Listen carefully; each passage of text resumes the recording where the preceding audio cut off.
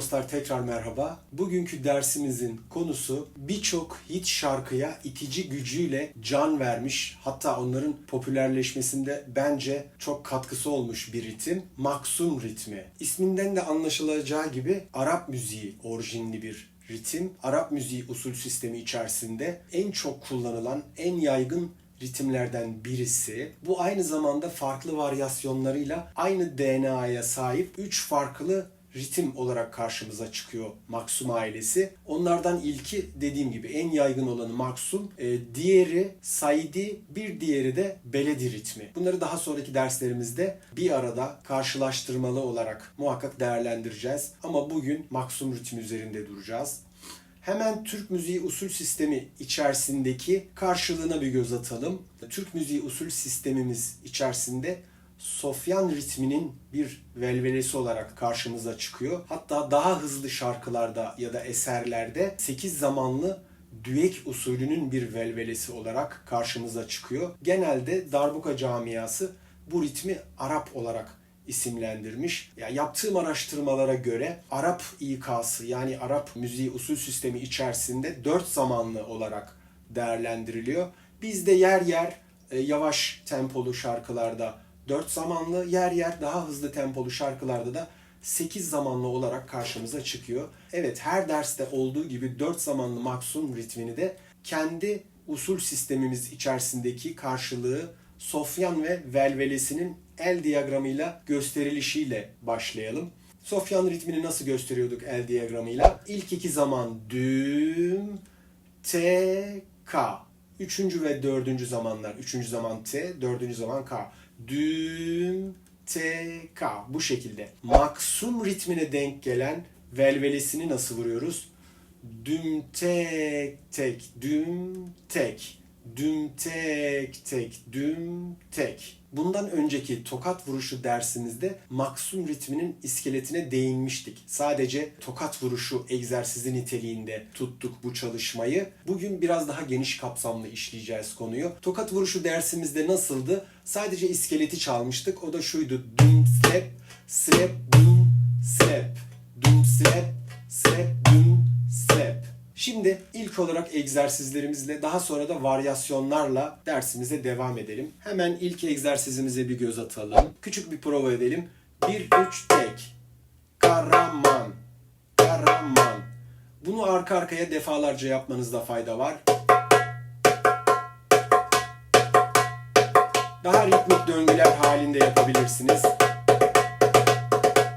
Bakın, hızlandıkça dediğim gibi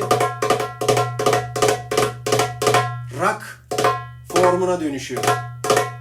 Şu rock. Biz yavaş yavaş çalışıyoruz. Yavaş yavaş başlıyoruz. Dediğim gibi hızlandırana kadar belki binlerce kez tekrar etmeniz gerekebilir.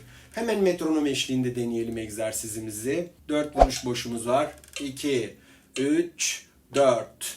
1-3 tek. 1-3 tek. 1-3 tek. 1-3 tek. Bir kez daha. Şimdi aynı egzersizin tokatla tamamlanan versiyonunu çalışacağız. Bunu dümle tamamlayarak da yapabilirsiniz. Örneğin 1-3 düm, 1-3 düm. Biz şimdi 1-3 slap, 1-3 slap şeklinde yapacağız. Hemen metronomla tokat vuruşu versiyonunu çalalım. 4 boş var. 2, 3, 4.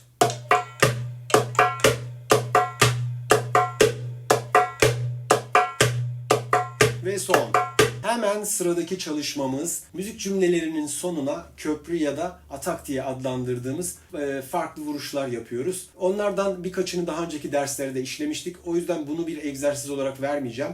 Neydi? Düm düm düm düm düm düm düm ya da tek tek tek tek tek tek tek ya da tk tk tk t. Metronomla çalışmadan önce küçük bir prova yapalım. Artık ufak ufak maksuma giriyoruz. Düm tek 1-3 tek. İlk 2 zamanımız bu şekilde. Düm tek 1-3 tek. Bakın, ilk egzersizde ne çalışalım demiştik? 1-3 teki çalışalım demiştik. Eğer onu iyi çalıştıysanız burada çok zorlanmayacaksınız. Düm, tek, 1-3 tek. Düm, tek, 1-3 tek. Hemen ardından atağımızı koyacağız son 2 zamana. Düm, tek, 1-3 tek. Düm, düm, düm, düm, düm, düm, düm, düm, düm, tek. 1-3 tek.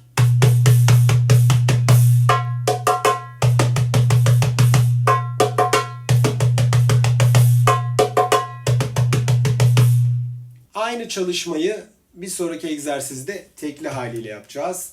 Hemen metronom eşliğinde deneyelim. 60 metronom çalışıyorum. Oldukça yavaş. Siz bu çalışmaları kendi oturumlarınız içerisinde yavaş yavaş 70 metronom, 80 metronom yükseltebilirsiniz. 4 vuruş boş var.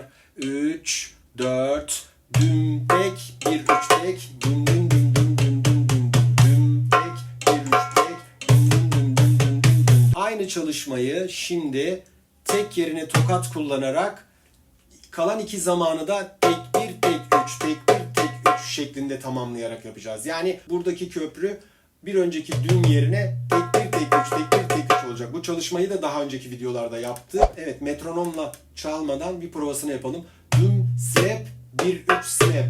Tek 1, tek 3, tek 1, tek 3. Düm, slap, 1, 3, slap. Tek 1, tek 3, tek 1, tek 3. Düm, slap, 1, 3, slap.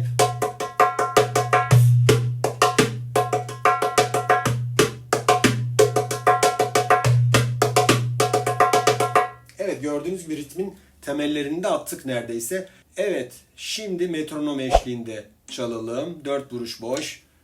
2 ve 3 ve 4 ve düm slap, 1, 3 slap, tek 1, tek 3, tek 1, tek 3, düm slap, 1, 3 slap.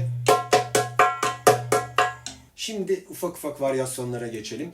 İlki dediğim gibi maksum ritminin iskeleti olacak. Bu iskeleti iki farklı varyasyonla çalışacağız. Provaya gerek olduğunu düşünmüyorum. Hemen metronomla göz atalım. Ekranda her iki varyasyonu da aynı anda göreceksiniz. İlk tekrarı slap olarak, ikinci tekrarı ise tek vuruşuyla tamamlayacağım. Çok uzun uzun anlatmaya gerek olduğunu düşünmüyorum. Çok iyi kavrayacaksınız. Evet, her iki varyasyonla görüyorsunuz. Ama ilk tekrarda slap, tokatlı varyasyonunu, ikinci tekrarda da tekli varyasyonunu çalacağım. 4 vuruş boşumuz var. 2 ve 3 ve 4 ve düm slap, slap, düm, slap, düm, slap, slap, düm. Şimdi tekli versiyon düm, tek, es, tek, düm, tek, düm, tek, es, tek, düm, tek. Şimdi biraz daha zenginleştiriyoruz. İçerisine yeni farklı velveleler koyarak devam edeceğiz. Az önceki çalışmada çalmadığımız, esli geçtiğimiz yerler vardı ya da uzun tuttuğumuz. Şimdi onların yerini sol el velveleleriyle doldurarak geçeceğiz. Metronomla çalmadan çok küçük bir prova yapalım. Bu varyasyonu da iki farklı şekilde inceledim. İlk tekrarda bir tanesini, ikinci tekrarda diğerini çalacağım. Ama bir provasını yapalım. Nasıl? Düm tek, bir tek, düm bir tek, bir üç, düm tek, bir tek, düm bir tek, bir üç. Bakın, bir birim zamanları ikiye böldüm genelde. Es kullandığım yerleri de doldurdum. İşte velvele dediğimiz şey de bu birazcık. Ne yapıyoruz? Gittikçe zenginleştiriyoruz. Düm tek, bir tek, düm bir tek, bir üç. Düm tek, bir tek, düm bir tek, bir üç. İkinci varyasyonda da tokat kullandım. Düm slap, bir slap, düm bir slap, bir üç. Düm slap, bir slap, düm bir slap, bir üç. Evet, şimdi metronom eşliğinde yapalım. 4 vuruş boşumuz var. 2, 3 ve 4 ve düm tek, bir tek, düm bir tek, bir üç, düm tek, bir tek, düm bir tek. Şimdi tokatlı versiyonu. Düm bir slap, bir üç, düm slap, bir slap, düm bir slap, bir üç. Şimdi metronomsuz olarak bir tekrar daha yapalım. Hem gözden geçirmiş oluruz. İlki nasıldı? Düm tek, bir tek, düm bir tek, bir üç, düm tek, bir tek. Diğeri.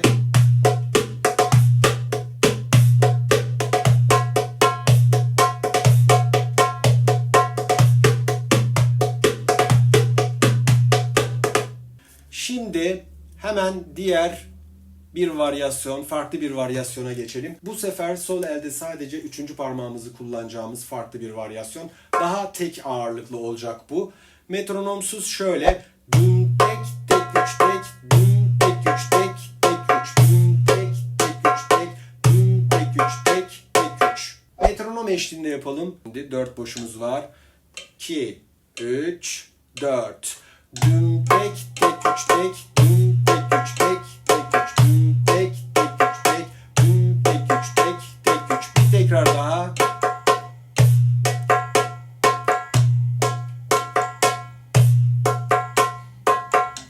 Şimdi finalde bundan önceki yaptığımız çalışmaları küçük bir kombinasyon yaptım. Daha doğrusu cümle sonu köprüsüyle birlikte değerlendirdim.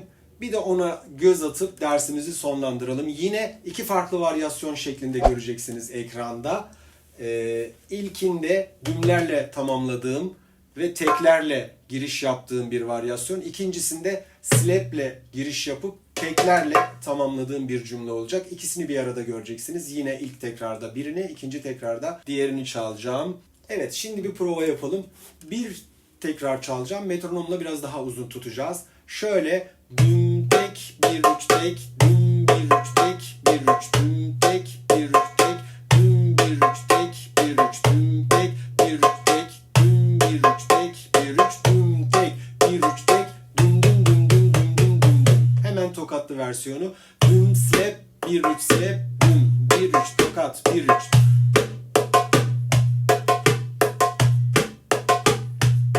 Ve gibi. Metronomla çalalım. 4 boşumuz var. 2, 3, 4. Düm tek, 1, 3 tek, düm 1, 3 tek, 1, 3 düm tek. Bir kez daha burayı çalıyoruz. Düm 1, 3 tek. Şimdi ataklı yere geldik.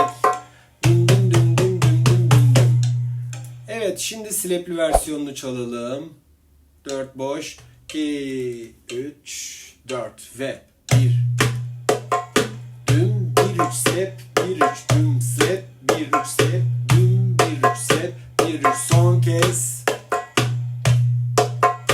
Ve düm slap, 1 3 slap, tek bir tek 3 tek bir tek 3.